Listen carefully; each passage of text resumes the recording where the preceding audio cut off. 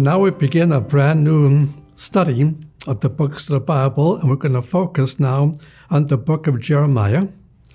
And dealing with Jeremiah, the superscription of the book is found in Jeremiah chapter 1, verses 1 through 3.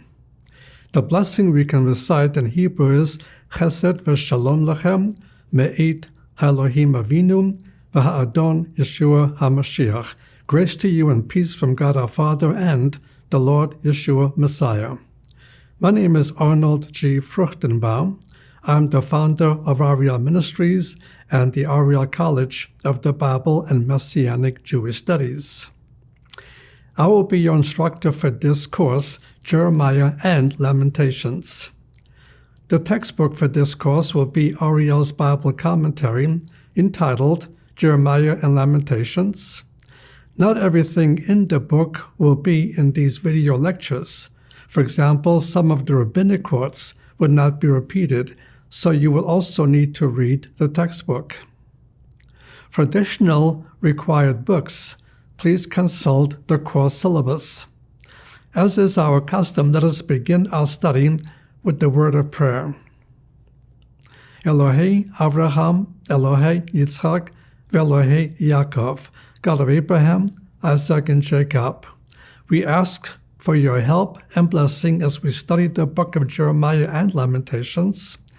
Please grant us a fuller understanding of these scriptures and help us to apply what we learn. In Messiah Yeshua's name we pray. Amen. We begin with the superscription and some preliminary matters. Jeremiah and Lamentations are not the types of books one would choose to read in order to experience the joy of the Lord. They are depressing books that deal primarily with judgment. Whenever Jeremiah described his own feelings, he tended to emphasize despondency and sorrow rather than elation and victory.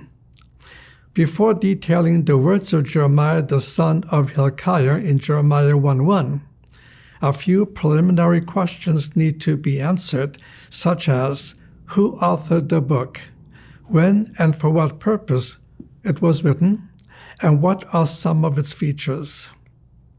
So capital A on the superscription, which is Jeremiah chapter 1, verses 1 through 3. And the book of Jeremiah begins with these 3 verses with the following superscription. The words of Yirmiyahu, the words of Jeremiah the son of Hilkiah of the priests, that were in Anatoth, in the land of Benjamin, to whom the word of Jehovah came in the days of Josiah son of Ammon, king of Judah, in the 13th year of his reign.